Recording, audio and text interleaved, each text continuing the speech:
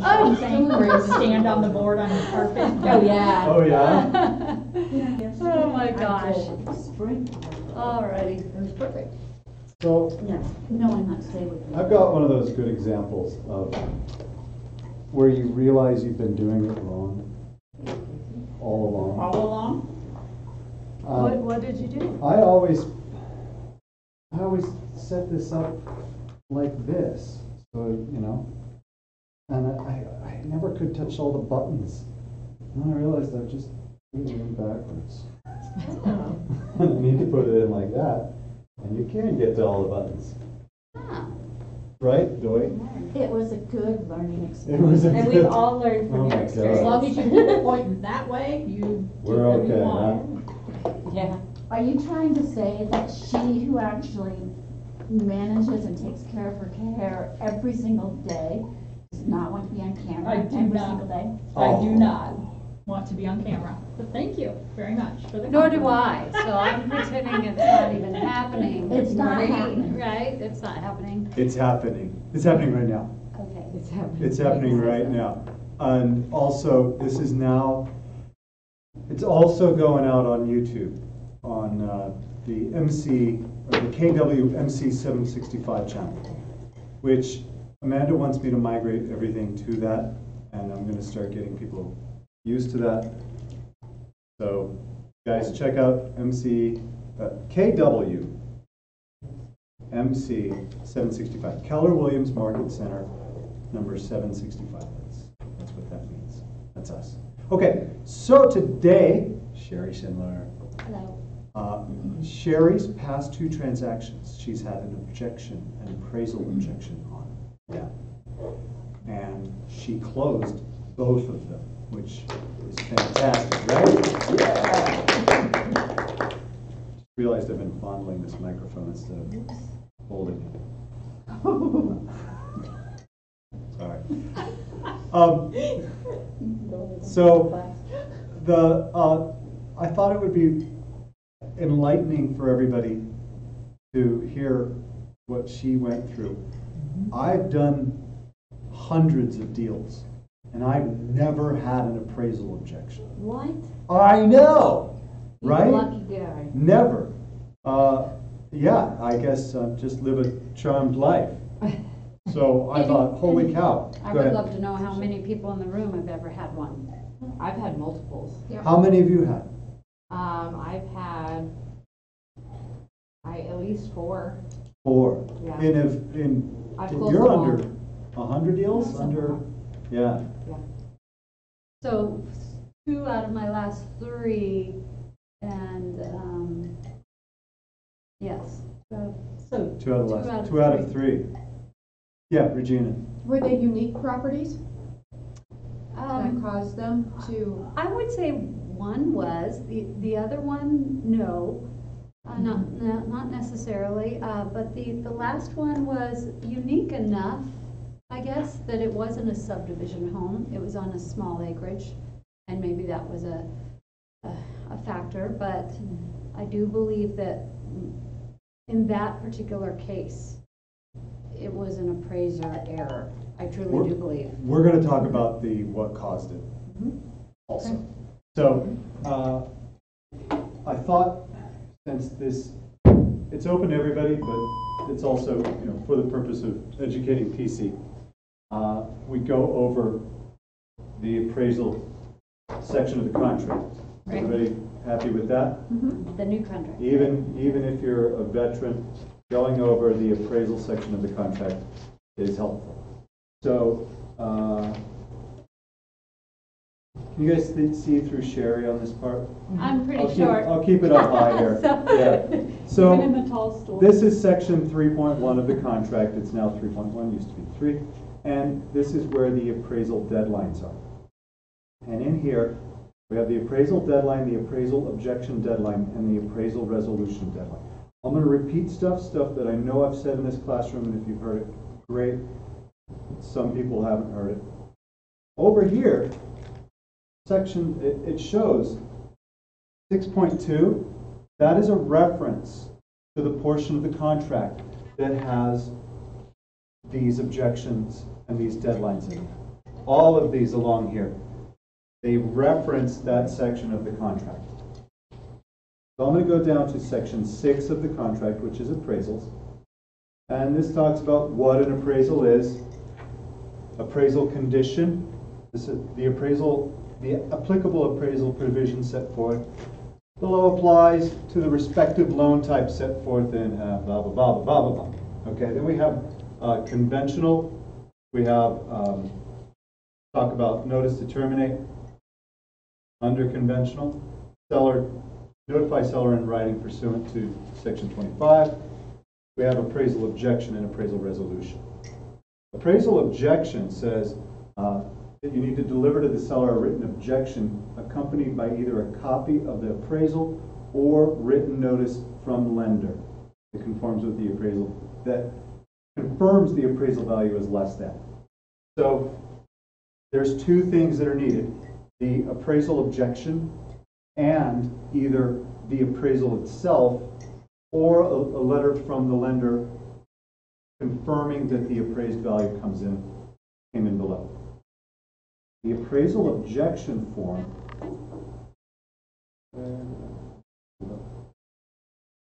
And I tried to print those off and. here it is, appraised value objection notice. This is the notice that you haven't come in at value. All of the top there references the property. Buyer gives notice to the seller, objects to the appraised value of the property. Remember, this is for the value, not for broken window, peeling paint, stuff like that. And then here, whether you have the appraisal or the lender verification. This is important down here. Super important. If buyer and seller have not agreed in writing to a settlement of the above matters on or before the appraisal resolution deadline, the contract will terminate unless seller receives written notice from buyer withdrawing this appraisal value notice on or before the expiration of the appraisal resolution deadline. So if you go a day past on coming up with an agreement of what's going to happen or withdrawing this, the deal is dead. The deal is dead automatically. There's no other notification that's needed. So Hey, your recommendation yeah. on that, similar to how we do the inspection objections, would you terminate on the same day as the resolution deadline to either say, I'm terminating because we haven't come to a resolution, or you withdraw, and then, or you just let it ride out and terminate? Does anybody want to take a swing at that answer? I would say. If you don't have a resolution, it automatically terminates. There it is. Exactly. So you just You don't have to same. terminate. yeah, you don't, there is no termination. There is no deadline. termination in here. I'm sorry, okay, great. Yeah, you make the objection, and if there's no resolution, you're done. It's over. Yeah. So what you would do is be thinking in terms of amendment instead, Right, Mm-hmm. yep, to resurrect. preparing to amend Yeah. And a resolution. And then did you have to extend too? Because you needed time to get it all? we'll talk about the specifics of the transactions in a minute, because they're both different. Right. Yeah, they both had different outcomes. I wanted to touch on FHA appraisal in here. FHA, and by the way, this more or less works with VA also. It's expressly agreed that notwithstanding, oh my God, I don't need to read all that, do I? Here's the important part. Buyer shall not be obligated to complete the purchase of the property described herein or to incur any penalty by forfeiture of earnest money. Can't lose their earnest money. Or otherwise, unless the purchaser buyer has been given, in accordance with the FHA, with HUD, FHA, VA requirements, a written statement issued by the Federal Housing Commission, okay, setting forth that the appraised value is what's in this blank. Huge, huge important thing. Yeah, regardless of what's in any other part of the contract, they can't lose their earnest money if the value doesn't come in at what's in that blank. What other part of the contract might imply that they could lose their earnest money for appraisal? If the value didn't come in. Section 3.1, it has all that appraisal deadlines. There are no deadlines on FHA appraisal. I'll caution you guys, something that happened to me here, on the second transaction, I wrote the contract as conventional. So that box was left blank. So, Right. because it was a conventional, And then they changed Contract. to an FHA loan. we amended to an FHA loan in the process. That box remained blank. So, if you switch from conventional to FHA, always go back and reference this section and insert that number. Just reference the section in your amendment and say, line, section 6.2, line 222 or 2223, excuse me, property value less than blah, blah, blah. And that box is gonna inserted. get what? The price that you've offered, The purchase price. purchase price. Otherwise, there's a big hole that nobody would think is open, and you're approaching termination timeline, and you are out of contract even if your buyers don't want to be. Yeah. So that was great. Also on this box, if you have,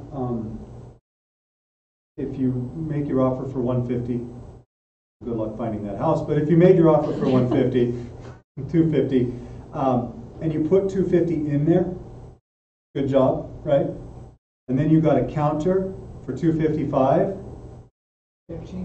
Yes. that needs to be different, because if it appraises for 250, you ain't closing. But this section doesn't really have the same force, because it did come in at the appraised value that's in that box. A workaround is to say purchase price. Because if a counter, Virginia popped her head up. Okay, You want me to say it or not? go ahead, say it. Go ahead. I was good. Connie says not to use purchase Yes. price because it automatically clues in an astute realtor that they are expecting a counter. And you know what? After Connie said that, Yes. when I got an offer on my house and it said purchase price, Yep. And she cringed. The point there is that I did, and we The- countered. We the real- countered for more than what I was Yeah. comfortable with because it said purchase. because they expected it. If you weren't confident about putting 250 in there, yeah, you were expecting a counter and you didn't want to have to make sure that that section got amended also. And it's a good point. That's exactly what I was going to say. Connie says. So, yeah, I like on that the point, mark make of sure it. that if there is a counter, it includes 6.22. If you made an offer and it doesn't include section 6.22 in the counter, what do you do? Reference it? Yes. Well, you made an offer, 250, you got a counter back 255, but it doesn't say anything about 6.22 and you're an FHA loan. We write the new contract at 255 with that in there. There you We go. don't counter. You can't accept that counter, you have to make a new offer. Yeah. Yeah, you're right, absolutely. Absolutely. I think that's all the points on that one. To be made. Oh, one more point. If you want to be a very courteous listing agent, and someone like Virginia's property made you an offer, well, I guess if it says purchase price, that's fine. But let's say someone brought you an offer for 250, and it says 250 in there, and you're going to counter it at 255. And you want to be courteous, in the counter, remember to put section 6.22. And maybe it's not even a courtesy, maybe it's expediency, because if the other realtor on the other side has it together, now the buyer can't sign your counter. You want to give the buyer a counter you know they can just sign. Okay, fine, let's just sign this. And not have to take care of a technicality with a new offer. So, yeah. You want to talk about the properties? We'll talk about that as Okay. one of the solutions later on. Okay. Yeah. Well, the scenarios were, as Travis said, different. In the very first case, Put that on. I should say this. one of them, one of the ones that we started with, there was a property. So I've had 3 situations where it may have been a problem, 2 where it was in fact a problem. But the first one that even got me thinking about appraisals and maybe the other side. Yeah, do the other side. There we go. Would be the property that we had that was, in my opinion, it's my opinion, overpriced. And so I was concerned even before our appraisal happened. And in speaking with the listing agent, who also, in her opinion, the property was overpriced, and she had mentioned this to her seller, and they weren't willing to drop it, it was her idea to ask them, I asked them if they would agree to reducing the purchase price should the appraisal come back low. And that was just a verbal agreement. Nothing ever came to fruition with that one for other reasons. It got me thinking about how we word things and how we do things. So it's sometimes nice to just have conversations with the other side if you're concerned first. And then or explaining that in your offer. Let's talk about the first property that you had an objection. Okay. What was the address? So that one would have been the 613 Laurel. 613 Laurel, and that was on Orchard Mesa. No, that No? one I was thought that on, one was on Orchard Mesa. that one was on Laurel Lane. It's towards Clifton, between Clifton and Palisades. It's north of Oh, Palisades. Laura. Laurel. Laurel. Okay. Anyhow, Laurel. Google it. And I've got it. So you go under contract. What's in the offer? So in the purchase price on that property was $219, or the listing price. List price $219. What was the offer? Our offer was high. It was $230. We were in a bidding situation. Do you have closing costs in there? We had concessions, Yeah. high concessions, 5,000 was it? $6,300 to start with.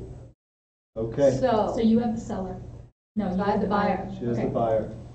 So we offered $230 with concessions. So netting the seller somewhere around $224,700. Okay. And you won. Yes, Okay. yes, we won. So we got our offer accepted. There was plenty of, I think we were 229, but there were plenty of other offers. I believe 5 in the mix. It was a hot property, and we knew it. The investors called from Denver and interviewed both me and then the lender involved. So it wasn't just basically on price. They wanted to know how I would work through issues, if there was any. We talked about inspection, etc. This is more common over in Denver than it is in Grand Junction. Apparently it's becoming a thing over there. So I, in that interview, told them I believe in meeting in the middle and that there's always compromise, and if both sides are willing, we can find a way. Lo and behold, as it turned out, what happened is our appraisal came in at $224,500. So higher than purchase price by $5,000. So they knew, oh my gosh, we are underpriced on this place. And we had other offers. Probably if there was a cash offer in the mix, I'm not sure. But so at that point, my buyer cannot come to the table with much more. She had a little wiggle room, but not a lot. It was a CHAFA contract, by the way. So interestingly enough, what we did there is we didn't contest that appraisal because it came in above. We just met in the middle with this conversation, talking it through, saying, okay, we can bring this much extra. We will reduce seller concessions to $4,300 instead of $6,500. So we came down $2,800. I wanted that to be enough. It wasn't quite enough. I will say I reluctantly gave up a little bit of success fee, a tiny bit. I didn't love the idea. But we came down, the listing agent on that side said he came down, but he had already agreed to a lower than normal commission. So that was an interesting lesson as well. So, yeah, he said he came down, but he had come down prior to listing the Prior property. to our total property, so Yeah. had I known that in advance, I might not have budged and seen if he would have given up a little more, but anyway, I gave up a tiny bit, it wasn't a lot. And they signed, but there was a night or two of sleepless nights and learning from it, so that was that one. That was my first experience with an So- appraisal. We closed. Part of that, too, that you learned is, just like in any negotiation, people who saying, this is all we can do, isn't always the case. It's not always all they can do. Right. My buyer did come up with a little more, and thankfully the lender was brilliant and found a way. There was some dollars being saved in, there wasn't an ILC required, et cetera, et cetera. So closing costs ended up being less than projected. That saved us. So communication quickly with the lender and everybody involved on let's see what we can do, let's see what everybody can contribute, made it work. And including, you know, the seller as well. And how did you document the new value, the new purchase price? So we just did an amend and asked, I should have pulled that contract out, but we did an amendment to reflect the new appraised value and reduced, we referenced the reduced concessions as well in the amendment. And they signed it, And you got through it. and we got through it. Okay, did you have to delay? I think we delayed on that one. Actually, somehow I think we closed early. Yes, so this is funny. This is how it ended. We actually closed that one early Yeah. because part of what I did say, if we can close early, we'd like to. Then it turned out it was going to be about $34 a day for my client in interest. And so I didn't think, because the selling side had said, this is all we can do. You know, they're not happy. They're not going to do any more than this. I didn't think they would pick up any costs. But lo and behold, they offered to pay her $34 a day. It was a few $100s, but we closed early. Do you want, we should talk about that $34 a day probably, huh? Interest. Of why that is. Interest. So, We prepaid. yeah, when you buy a property, let's use, you buy a property on the 20th of February, the bank and all of the systems that you borrowed from can't get things together in time for you to make a March 1st payment on your loan. So they say, well, your next payment is due April 1st. Now, when you make that April 1st payment, it will have the interest that has accrued on the money you borrowed for the month of March. You pay March interest on April 1st. You borrowed money in February, so there was interest that was accruing for those last 8 days in February. The bank doesn't say, don't worry about it. Don't worry about it, we got plenty of money. They don't say that. Never. They say we want it now. And so that's that, when you look at the settlement statement, that's that prepaid interest. So if you close on the 20th, you have to pay 8 days worth of interest. If you close on the 27th, you pay 2 days worth of interest. So Sherry's buyer was planning on closing at the end of the month. They closed early, which means that she had more interest due at the closing, and the seller paid for that. Really nice. Mm-hmm. Why don't you start telling us about this second property? So that one ended, again, it ended wonderfully and an early closing. The second one, altogether different. This one had absolutely no worries about appraisal going in. The purchase price was, well, the list price was $329,900. We offered $325,000 with $5,000 of concessions. They countered at, no, we offered 315, excuse me. They countered at 325 and agreed to those concessions. So again, I was not even concerned about appraisal. A year before, he had sold a property just a few doors down for 357, I want to say, right in that range. So we felt good. The appraisal, lo and behold, came in at 304. What type of loan? So this time it was we started conventional and switched to FHA. This is the one I'm talking about. So the box was left empty. Right. During that one. But the 304 was clearly wrong. In most cases, as a buyer side, you would think, well, this is a benefit to my buyer, so let's try to make it happen. However, they had an unusual circumstance where they had some money put down. They weren't Chaffa. They were going FHA for other reasons, for credit reasons and whatnot. But they were going to put the 5% down to save on the MIP.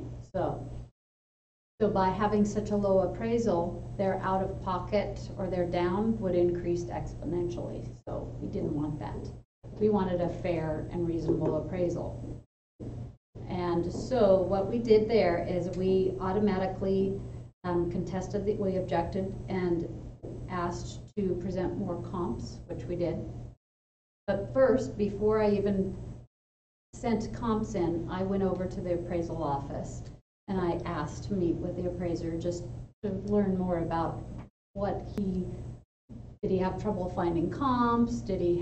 What was his issues that he came up against with this house? I was very, very, please explain. And I did not speak with the person who did the appraisal, but the person that reviewed it, because the person who did the appraisal was new. So he said, well, we'll take a look at it and we'll review it again. It came back in $100 less. What? Then the first appraiser? Yeah. Yes, $100 less. So at that point, we again contacted the bank right away and she sent us a rebuttal form, which I have a copy for everybody up here, I believe. You gave them to me. Yes, they're in the paper. And this particular lender, it might be different for all lenders, but they wanted you to rebut in a certain way. You had to work off of solds, you couldn't work on, current listings, et cetera, et cetera. And so that's what I did. I sent new comps in and I used higher comps. They picked apart their own team, by the way, got that first appraisal thrown out. First we put it on hold, then we reviewed it. We were actually successful in getting an FHA appraisal thrown out. Wow. Which I know is rare. Yeah. But there were a few flaws in that report. So I would say read your reports. The first one I really didn't read too in depth. I mean, I looked it over. We had found on that first one. I was going to bring that up. Square footage discrepancy. Yeah. Which made a difference in the price, and that was a negotiating tool that we used on our side, by the way. On the second one, there was also land discrepancy. The land was smaller than they said. It was not 0.76 acres, it was 0.44. So part of the negotiation for me was, hey, we're getting a little less land. And so this came into play. But it's also still wrong. I mean, we knew that 304 was a low number, super low, and should be better. There was something in there. He had a house pictured in there with the wrong address on it, on one of the comps. And so there were just enough errors to get class valuation, who is the intermediary between the lender and the appraisers, who assigns the appraisers, to go, hey, we need to take a deeper look at this, and okay, you've raised some valuable, concerns, and we'll give you another appraisal. So at that point, I've been communicating with the listing side all along. I asked them if they would please pay for the second appraisal, at least the rush on the second appraisal, because we had paid for the first. The lender agreed to pay for the second one. So what happened on the final appraisal was we came in at, $315, our very first offer. So at that point, there again, meeting in the middle, making the world go round, I went to the listing site, said, listen, we're right there. My people are coming up, you're coming down. We're really only 5,000 apart either way. We're getting a little bit less land. Let's make this work. And they signed immediately, and we went to the closing table. We were about 2 weeks late from closing. Yeah. But we got it done. And that appraisal took some doing to get it rebutted and redone. The moral of that story is, again, meet in the middle, never give up. Read your appraisal report. Read the appraisal report. And I went over mine with a fine tooth comb and a highlighter, and I did find those errors. The bank wrote their letter based on some of that. There was some quality, there's Q3s and Q4s that refer to the quality of a property, and it's every appraiser's opinion, right? It's an opinion of value. This appraiser, in his opinion, viewed this property as a lesser quality than it clearly was, than the second one did. So those are defined. Mm-hmm. Q1, 2, 3, 4, and 5. They are defined. But when you read the description, you then have to say, is that this house or not? And there is some subjectiveness once you get to the interpretation of those definitions. For instance, granite countertops versus these were concrete countertops, I consider an upgrade. He did not, because they have a wood-based product underneath them, so they consider concrete as it'll crack and it's less permanent, as opposed to granite, which rarely does. Really interesting. It can crack depending on the composition of the actual granite, the different minerals in it. The grade, right.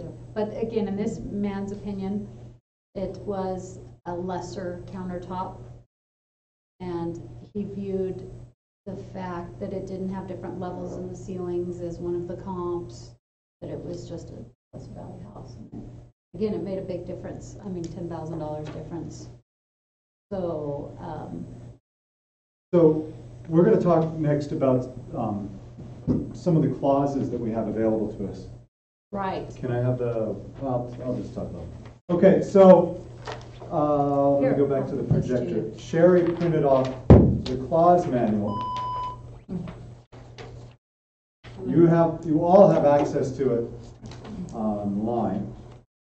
We're going to go to that. Yeah, it printed funny. I apologize. That's why I didn't make everybody Sherry's got copies. printer issues right now. I do. My Mac That's why and they're the printer for. are not getting along at all.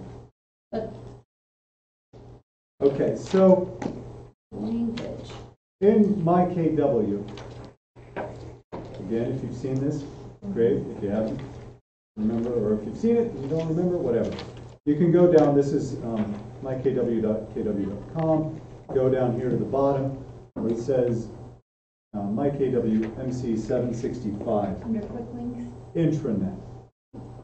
See that, or is my head in the way in bed? That's in-house stuff. So then you go to Market Center. And there's all kinds of stuff about our Market Center in there.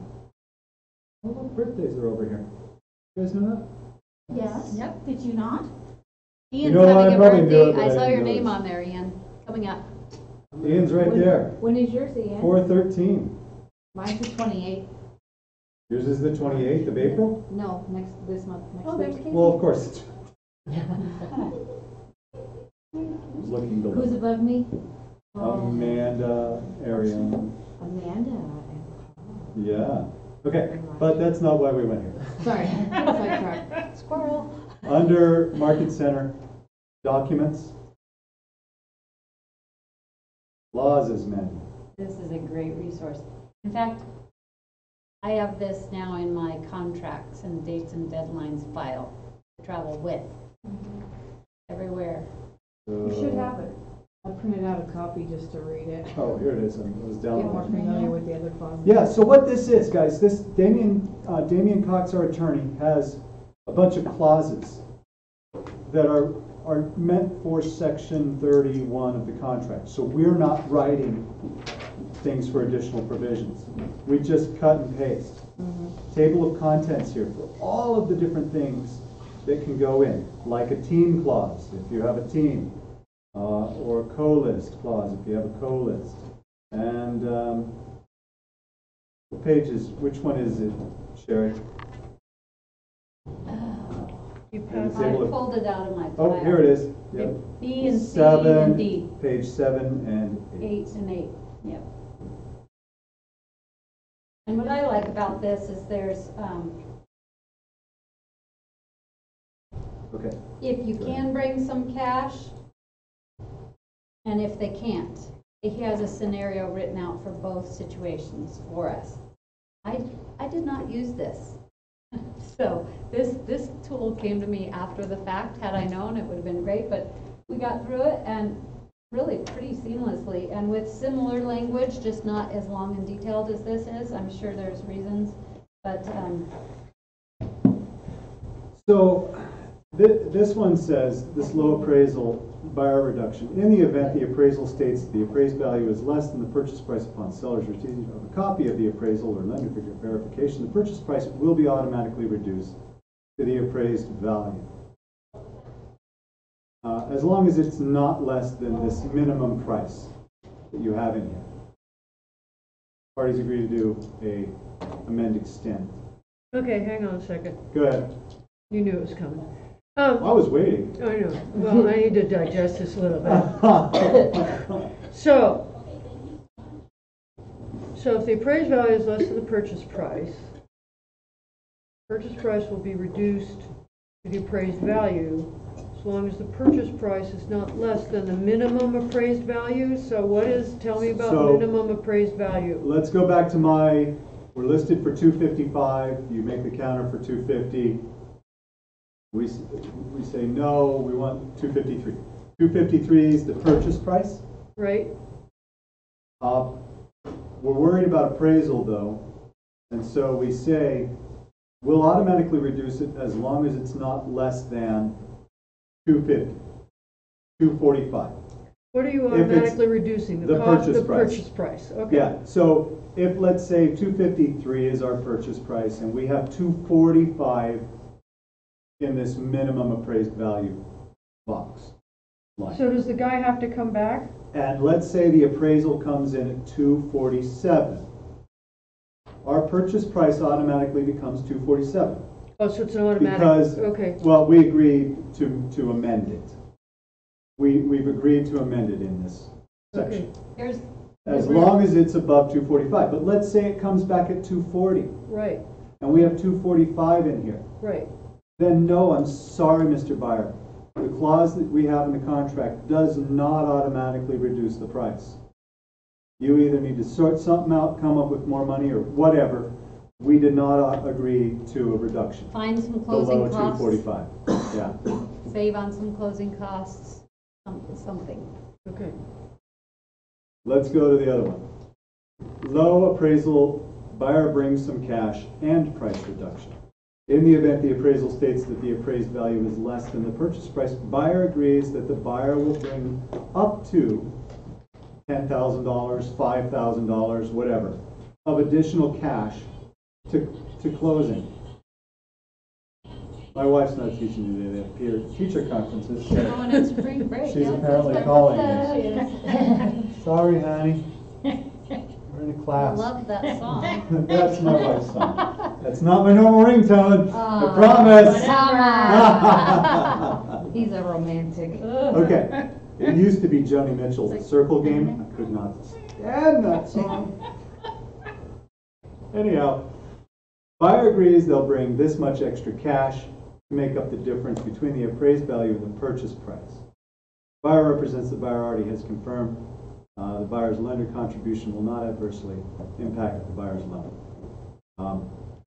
If the difference between the appraised value and the purchase price is greater than the buyer contribution, the purchase price will be automatically reduced.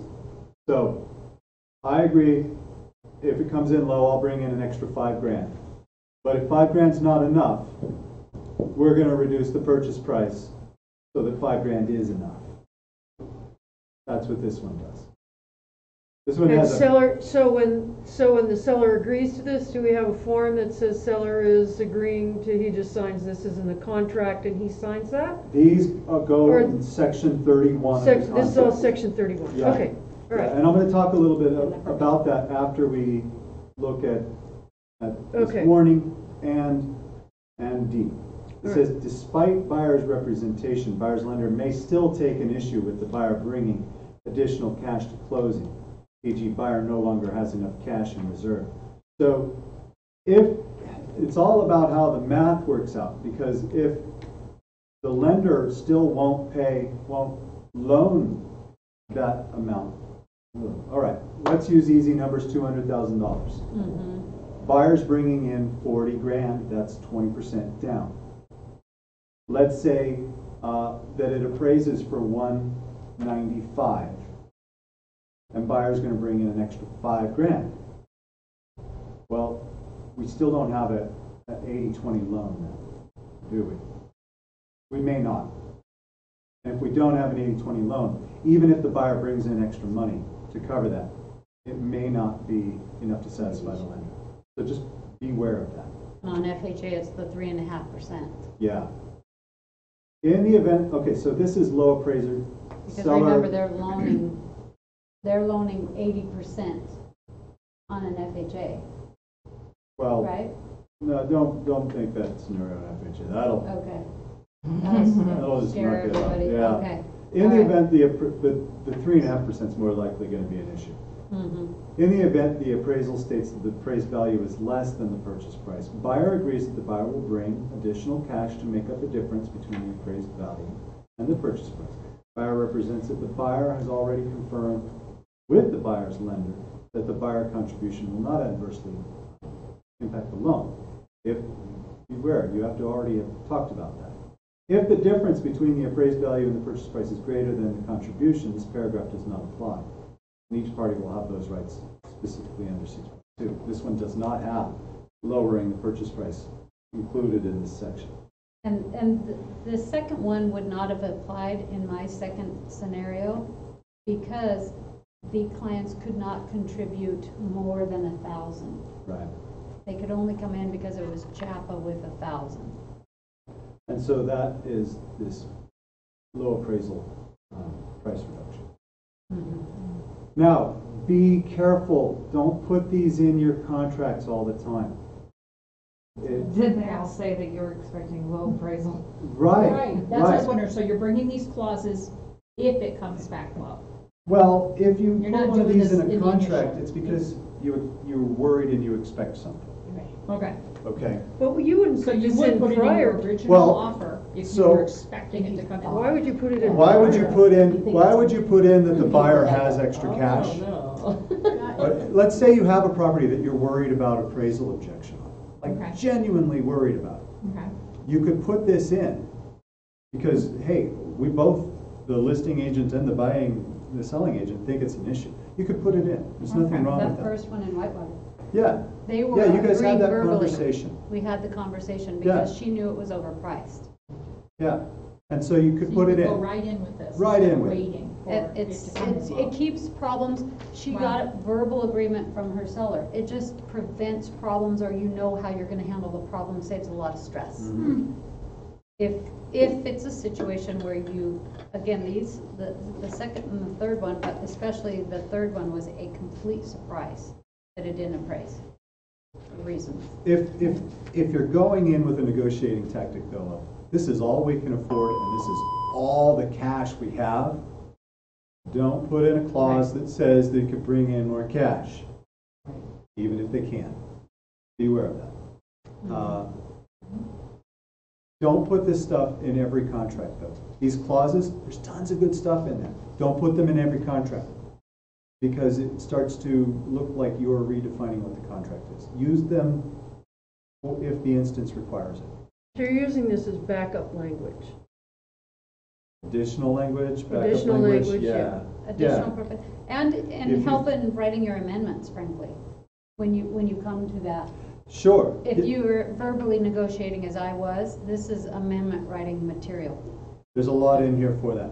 These are all if clauses. The appraisal Right. ones we looked at were all if. And if, when you get to an amendment, if you do an amendment for your appraisal, it's usually going to be a pretty simple, easy thing. Purchase price is this, seller pays for this, buyer brings this in, closing costs are going to be reduced. Yeah, we took half of this out of our second amendment because it's saying the parties that agree to execute an amendment, and that's what we You're were doing it already right doing. now. So that part went away. It was just, Oh, for the second one, yeah. yes, it was just purchase price will be reduced to such and such as per appraisal, and that worked. So let's talk about some legitimate ways you can prevent low appraisals and prevent appraisal issues. One of the first, not always easiest, but seemingly obvious one is don't have your buyers overpay. And do comps. Don't have your buyers pay too much. But if they really want it, that doesn't work. That doesn't work. But it's hard in the bidding war, When you're in bidding wars to not overpay sometimes. And yes, absolutely. Yeah, and did you have the conversation in the bidding war with how to make your multiple offer best offer? Yes. Do you want to Well, Just in do the that for bidding them? war, I basically just, I found my buyer's high point, at what walking away point are you gonna be the most sad? I got this from you, actually. Sure. If we lose this place, and how far are you willing to go? I was fortunate in that first situation that they were willing to go higher than they knew the purchase price to be, because they wanted it that. The way that And they were conversation goes. qualified for quite a lot more, actually. Yeah. So there you go. It was their own comfort zone, and how much is a property worth? What somebody's willing to pay for it, right?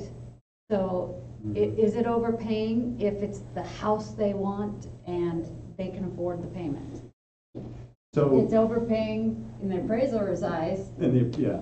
And it's a wonderful thing when you can meet in the middle again, and then your client got a fair price, and they beat out all the others, and they still got a fair price, and it's comfortable for them, and they wouldn't have wanted otherwise. The conversation goes, Gary, what's the most you'd want to pay for this house?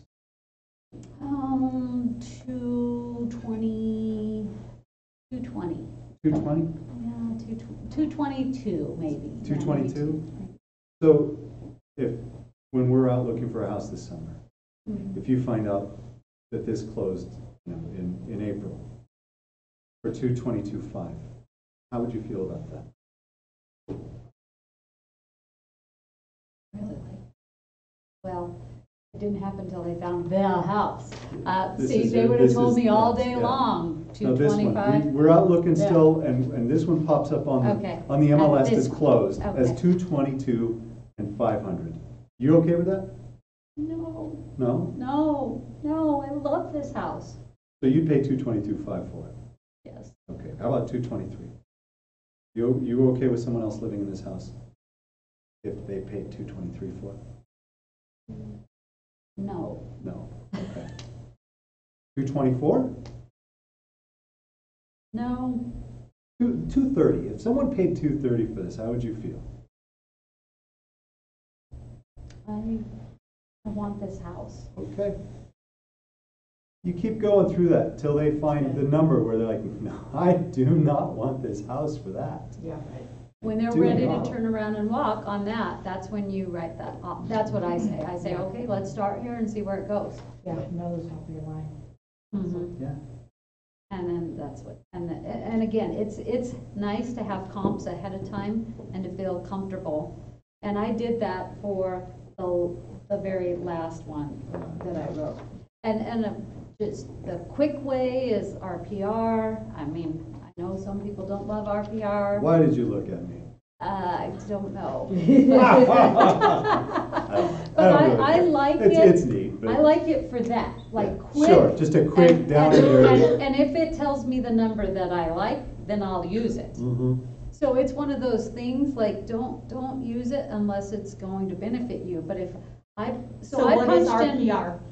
Oh, okay. Yeah, all right, That's gonna be see? another class. That's a No, whole good. class. Tell her It just is a whole briefly, tell her class. briefly. then. It's an app on your phone Okay. Or- that Or a you- website. Or Or the- website or the that you MLS. can go to, that will do a quick comp for you Oh, okay. as a seller's property report, a mini report. Okay. And so, for example, the one that I pulled for my Highway 15, the one that we ended up closing at 315, our beginning purchase price, and their ask price was 329.9. RPR's value showed 326. So when I got the low appraisal, everybody knows 304 is pretty low. The one that was overpriced in Whitewater that was 430,000, what was it, 490, 430? I don't remember. I can't remember. Anyway, it started at 450. I think then it came down to 430. We offered 390 or 375, way low, right? Because the comps were saying somewhere around 380 to 410. So we offered 375 and they countered at 390. That's the one I was still worried at 390 that we might have an appraisal issue. Would it appraise? And they were already agreeing that they would meet it if we needed to. So, yeah, so So pulling RPR. comps and knowing what the comps really are. It's by NAR, Rhonda. Okay. NAR, it's Realtors Property And so, Resources. There you go. when we were writing our offer, I actually asked the listing agent, did you have trouble with comps? I'm having a little hard time. I kind of let her know, we're gonna come in low here. Right. And we're gonna come in low because she was using a comp in RPR that was a $600,000 property that was with water, where this had no water. So Yeah, it you really really, gotta it wasn't a valid find- comp. Like not an easy comp place. It was not, it was very It's- unique. yeah. And she used one that brought that average up, and so she used the average instead of the median, right? Or the Median. median instead of the average. Yeah. And so that's where right away I was like, there's an issue here. So that's what I like to do, and knowing kind of like, let's just all be fair.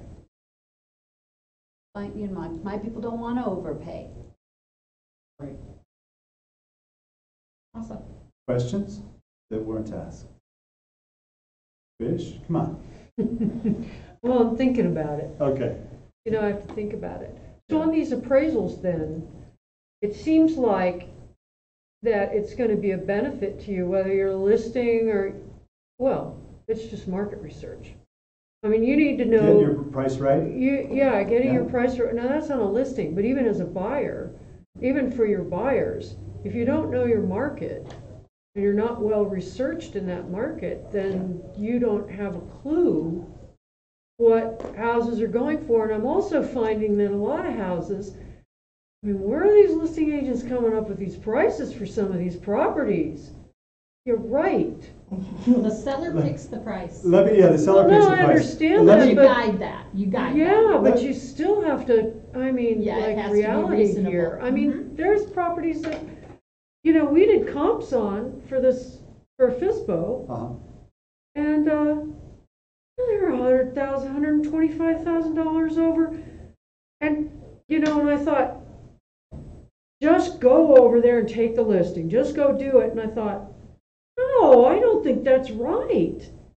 I mean, sure, it gives you a lot of leeway you know, for negotiation, yeah, we can go down $75,000, you know, but I mean, it's unrealistic. Well, if Let you- me come, Go ahead. I was gonna say, if you can show them comps, yeah. We did, well, Yeah, and that's largely why they're. but then somebody else you got know, it, but then somebody else took the listing. Sure, Because they were willing to list at that price. at that price. Well, I know, Yeah. but they but I won't mean, sell what do it you? at that price. Yeah. Yeah, they But, won't, they're you just know, gonna waste their time. Well, is it a waste of Well, time? that's the Well, thing I that's wondered the- about, And because. No. Like, we have, our office has one listed in Carbondale, it may be, 25 overpriced. But the listing agent has closed deals that came from that sign. So her Right. not selling that listing because they insist on being at that price isn't a bad thing. Right, because you're getting. Well, no, Yeah, but- because you're getting sign calls, yeah. No, but then the other thing too is, I mean, as I started thinking about it, I started thinking, okay, so it's $100,000 at least, or maybe it was 120, well, it was about $100,000. That's a lot. That's a- Well, no, wait a minute. Yeah, they're all in. No, but yeah. wait a second, so somebody else took that listing, because, I just, I don't know, I couldn't wrap my head around that, like how I was really gonna adequately Sure. represent that person at $100,000. With a straight face. But, but the thing is, when you take a property like that, you just, even if you have, here are the comps, you still want to do this, okay, I'll take the listing, but we're going to be on the market a while, does it matter? Do you care if we're on the market for 2 years? Because Maybe that's not. probably, and so what? Yeah. But Setting then, expectation. Well, and I always have the conversation with my sellers that the Yeah. buyers are who determine the market. Yeah. I interpret the market, but the buyers are who determine it. So if Right. the buyers are not willing to pay that for your house, they're not willing to pay that for your house. Right. And depending on their time frame, what's the activity of showings? Because if you don't have showings in the first month, then the buyers are completely rejecting your property. The whole market is saying this is overpriced. And I also bring up, okay, if you want to price it that, what happens when we have appraisal issues? What happens when the appraisal doesn't come in? Are you willing to lower the price? And you just There. bring them the facts and show well, the them. thing that's really interesting about that is that where the location of this property, I mean, maybe they will get it. I mean, the appraisers, it's all just sort of a myth, Is this that Redlands one? Man. Yeah, that one Yeah, was she super, says. that one was super unique. in that ABC there are- Realty or whoever it there- is have it on the market. There aren't comps, and we're recording and broadcasting, so if I need to remind you. Oh, some yeah, others, you need to tell 'cause- me about that. Yeah, I wasn't, Okay. Yeah, I need to The kind last- of watch will you my, make it yeah. quiet on that, Yeah. Jacqueline? The last, Yeah, turn that the off. Off the record. last thing I want to, Off record. Turn it off. last thing I want to mention to you, the comment you said about the buyers and, them needing to know what the market is. Yeah, In my experience, buyers know the market. Because the listing broker and the seller, especially the seller, they were presented some listings or an RPR report. And that's, the information that they have is specific to that house and knowing what's going on. And the seller's in this little glass box getting fed In their information. market. Yeah, the buyers, they have a pre-qual in their back pocket for, 300. They're not just looking at comps 80 to 20% plus or minus on square footage in the same year built. They're looking at All of them. everything, yeah. The buyers know the market. And they've probably not just looked at MLS sheets of the market. They've probably been in the houses. They know what smells that one has versus the weird backyard over on that one. They Right. know the Right. market. So Or expect them to. you're out there with them looking at houses. You're talking about prices, you're talking about Yeah. features, they know the market. Well, and if you have buyers that are questioning the price, offer to run the market analysis or 1004 MC on the subdivision to see what the average is pulling there. Okay, What's a 1004? that's a good point. I want to know what a 10, what'd you say? What's a It's 1004? MC, you do it on Paragon, you want me to show you, do it real quick? Yeah, go Yes, ahead. Yeah, I'd do it. love to. I don't know that one. This is amazing. I love it. This go. 1004 This MC. is why it's great we're all getting together. And I love the fact. And if you ever have a I chance love the to fact that take you're in here because Scott of- Hamlin's class, Yeah, do what- it. Oh, yeah, Scott Hamlin, the That's appraiser. actually beginning. Yes. I still didn't hear. Ian told me to take the class, I took the class. This and I is loved my it. paragon. Okay, so somebody give me. Where's the class at? It was offered last year at Jara, so just look for it again, it's Scott Hamlin. It might be at the rally this year. Oh, nice. Is it Hamlin or Hamlin? Hamlin, I think. And he's great, and this is what an appraiser uses when they go to the property, besides the comps, but they'll use this. Thank you, yeah. So you just go to a search and do residential. I'll show you the first way of how to do this for a subdivision, and then when there's a more unique property, you can pull in comps and do it. So somebody give me a subdivision, they want to know what's going on. Chatfield 3. There we go. Chatfield 3, okay, so we put that in subdivision, then we just go and we click everything, active, sold, pending, expired, everything. Cool. And if I'm going to hand this out to the client, I'm gonna go back 2 years, because it has 2 years of graphs. If I just want this for myself, Chatfield 3 has nothing going on in it in the last 2 years. No way. This 0 up here. Hold on, So, hold on. so where'd you get 2 Clear years out, at? clear Hold out, on. Wait a Oh, minute, yeah. clear out, wait a minute. yeah. I missed how to There even we get go. to Okay. where we went. Okay, so This is do just a property a search. residential search. Okay, They've picked Chatfield 3 okay. as the subdivision. I went back 2 years to show you guys both There's graphs. just closing. There are 49 that have come on the market, sold, whatever, Okay. in that subdivision, right, in the last 2 years. All right. Oh, click so search. you're going subdivision specific. Can you just? I'll show area? you another way to Okay. do it. Okay. So we get those nice market overviews from CAR, right, that tells you what the whole of Mesa County is doing. So this is gonna tell you what your subdivision is doing. So now that you have your spreadsheet here, you go over to reports, you run down to specialty views, and you go to market condition addendum.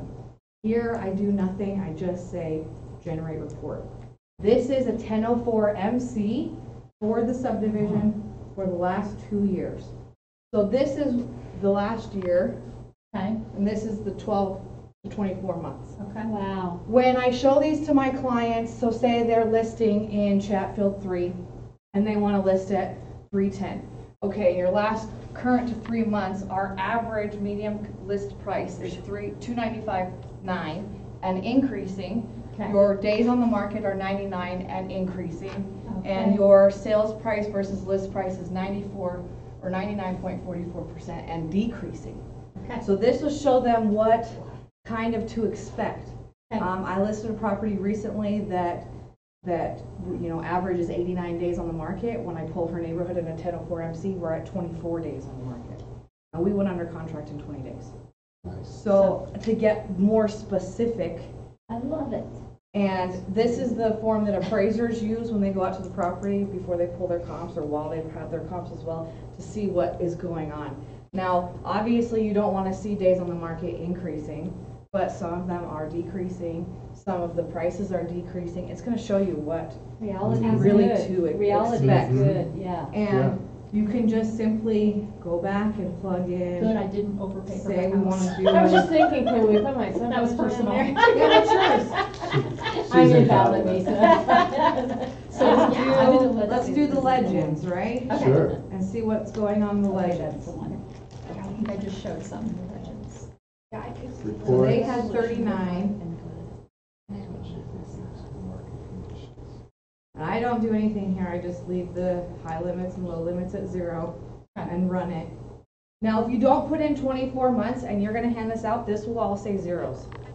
I don't like That'll it. show up. Yeah, it will show up. So- Do you ever use this to find, like, if you can't find, say you were gonna sell your house, Chatfield 3 isn't going on, right?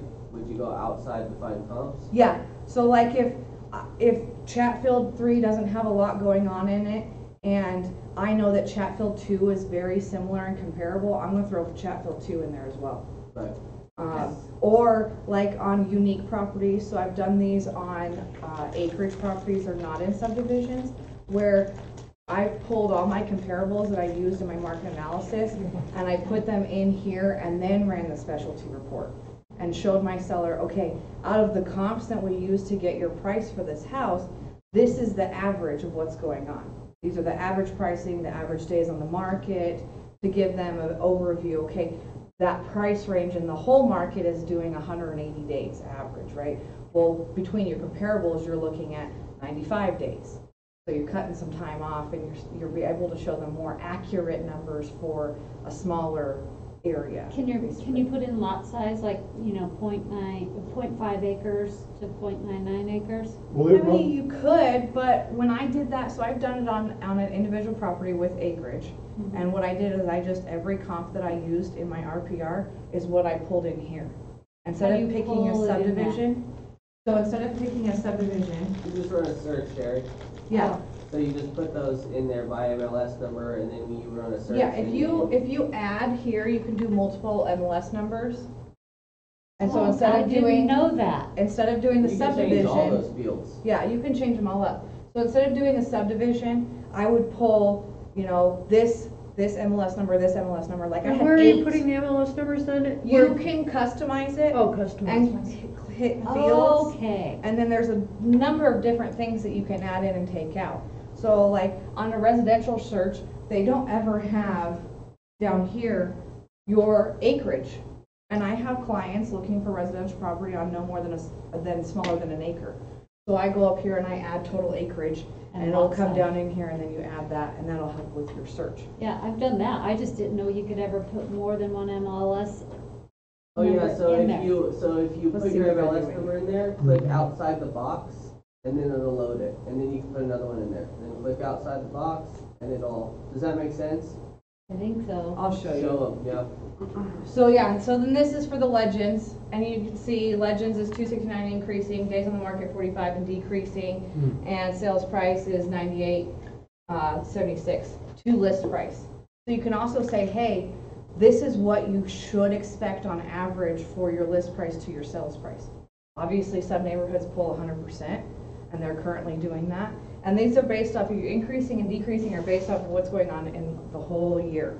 So they were 100% here, now they're dropping, so overall they're decreasing. So when you go over to your reports, you go to specialty views Specialty and then views. what else? You go down to Reports, specialty views, specialty and then it's views, market condition market addendum condition. at the bottom. Thank you. What happens to these numbers if you take expireds out? Sometimes I don't always add expires, because I just want to see what's going on with solds. Yeah, So I'll take out expired and search, so now we've lost, 7 listings? yeah. Let's see what it It was changes. 98.6. Because you can kind of guess that expireds might be a little high. Well, So now Yeah. we're down 5,000. yeah. You You're would actually expect down it to be 4 maybe, more yeah. days on the Uh-huh. market. Uh-huh. So depending if you want to add the expireds or the withdrawn, I usually don't because I want to sell your house, right? I want you to see what's going on That's with the truly sales pending the active. functioning and happening. Yeah, Sold. yeah. There's an absorption rate on there too. Yep, which is very nice. I usually just pay attention to these 3 Yeah. because that's what's most important to the seller is price stays on the market and list price versus What's sales price. absorption rate? Absorption rate is how many listings we have to how many sold. So Well, if we have 20 listings and 10 sold, this is, it says total sales per month, per 3 month. There was 1 sale in that 3-month period, so the absorption rate is 0.33. So that means that each month, 1/3 of a house gets sold in that subdivision. It took 3 months to sell a yeah, house. because For this one, is yeah. 7 Right, to 12 months, 4 to 6 months, and current to 3 months. So they break it into your 3-month increments so that you can see it. And then again, they do the same thing down here, 22 to 24, 19, 21, 16, 18, Love 13, it. 15. Didn't even know that existed. Yeah, I didn't either. That's Total per awesome. sale I use that this month. all the time. So I pair this with my market analysis. You know, my market analysis say it's gonna come in at 260, and I'm gonna show them, hey, this is what's going on. And obviously, they're gonna be like, oh, let's do 265, right? Well, then you gotta talk to them about, well, you know, you're not the best house in the neighborhood. And be nice about it, obviously. Right, it's but like, okay, there's some, this is this what one's got sold more square for that footage and your or a house is not larger that. lot. Yeah. That's why it was pulling a little bit more than what I like how Travis says, well, let's look at your competition. Yes, Yeah. yeah. Yeah. I agree with that too. If you have one that's very comparable, I always try to go under. The really nice number though is this median sales price. Yeah, you've got it down there. that 98.76. That number is really good for buyers too. Give this to buyers, because if they see one for 250 and they think, well, we can offer them 240. Yep. Low ball. You're The probably gonna get likelihood- 1.25% off. Yeah. You could maybe get $2,500 off. Yeah, Yeah. and that's good when you have a buyer who wants to lowball everything. Yeah. I had one, that So one, you show at 'em, that last this appraisal current one, neighborhood is pulling almost 99%. he was a low baller, he really was. He's a We're low not recording, right? We are? We are. Well, we're not gonna send it to him. But he was. Yeah. And so it was interesting because the appraisal came in low, but he was still willing to go up above. Yeah. Yeah, Because again, this is great. So then Sherry, you wanna They're see, winning, they wanna feel like you wanna they're see winning. how to customize? please, yeah. Okay, so Well, I you do come know up how to here- add the acreage, but I don't know how to add the multiple MLS numbers. Well, and it's over here too, You can, yeah. where it used to be. You can do it in Power Search. MLS number right there. Yeah, On but the you want top. multiple MLS number, You can do multiples in Power if you have a comma, can't you? can you? I don't know. I think so. I've never done it. Let me see. So in other words, you could just Yeah, pull two up that's a good one and to do a do, too. little report between those. Or, It popped up there. so I could Yeah, take just those took a little comps while. on an appraisal then, Casey, right? And then the 4 comps that they used and put them in there and do your report on that There it is. and get the average, right? Yes, that's the idea there. Yeah, So that, So the reason that like I ever found this and I told Casey about it, and the reason that Scott Hamling uses it is to challenge appraisals. yeah, So when an appraiser says, I'm having a hard time finding value, and there aren't any comps to support that value, because they won't go outside the neighborhood, you can go outside the neighborhood and use the tool that they use and say, this neighborhood is similar to this neighborhood, therefore they are comparable properties. yeah. Because you could find a property in Palisade or in Fruta and a property in Palisade that the neighborhoods match this 1004 MC, therefore you can use them as comps. Nice. And that's where thank you. he presented this 1004 MC. Now obviously Casey used it for a lot of other things which are That's awesome. awesome, yeah. Yeah. Awesome.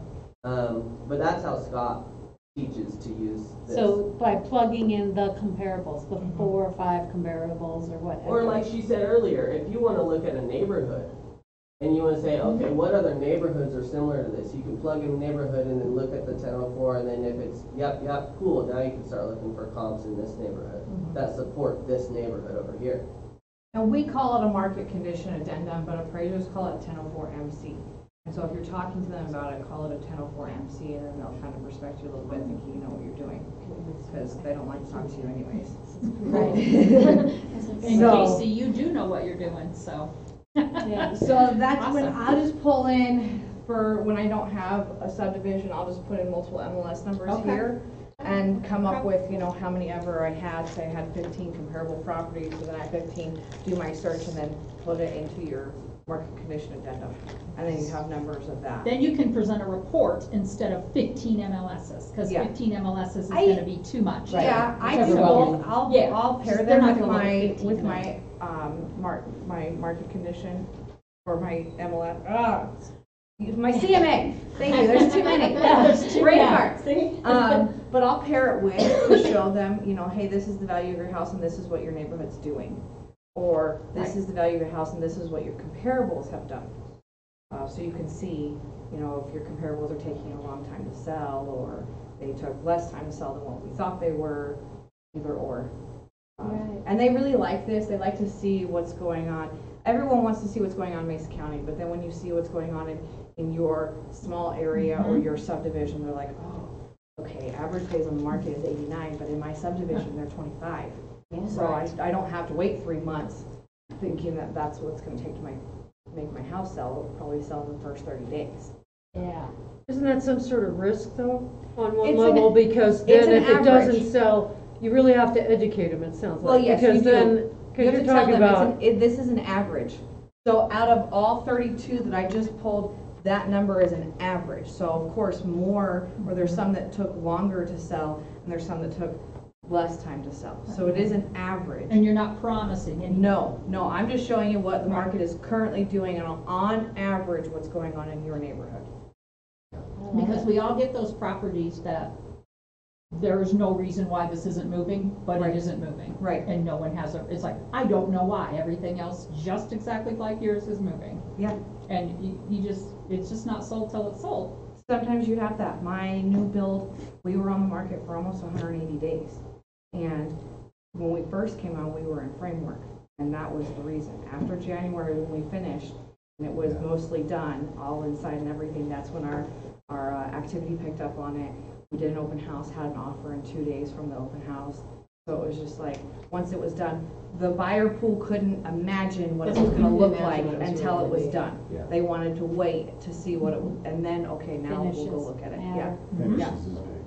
So there's all sorts of reasons, and you never know. Like I had a listing that came on, there's an agent in the office that has a listing on the same street. Mine came on a week after, went under contract and has already sold, and theirs is still active. So, Right. and you just don't know why. Why do the buyers pick my property over theirs? I'm so happy they did, woohoo. Right. You know, but But. why did they do that, and why aren't they buying this one, you know? Right. When there's clearly nothing wrong with it. So, just like you said, some of them sell quick, some of them are just like, eh. So I love this, I use it all the time, even just for my knowledge. If I work a lot of for sale by owners, so I'll pull them up on RPR and see how off they are. I love it when they've left money on the table, because then they love to hear that from me. But when they're overpriced, they don't love to hear that as much. But I will take one of these either to just educate myself on what that neighborhood's doing, so that if I do convert you into a listing, I know where we need to be at, or to show you. If you've left money on the table, let me show you that your average listing price is $295, and you're listed at $250. You know, and you could come up another 10, 20 I can grand get and paid still sell and you can quickly. sell and we're all good. Yeah, Exactly. So, If I get stuck using that, Casey, I'm gonna come grab you for can call a me. 15-minute session or something. yeah, you can Okay. call me.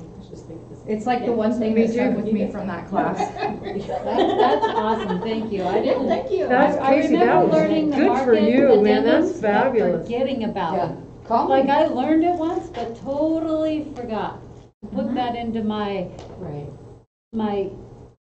utilize, my use kit. So, I'm gonna end it there. I didn't Okay, see any great. comments on Facebook.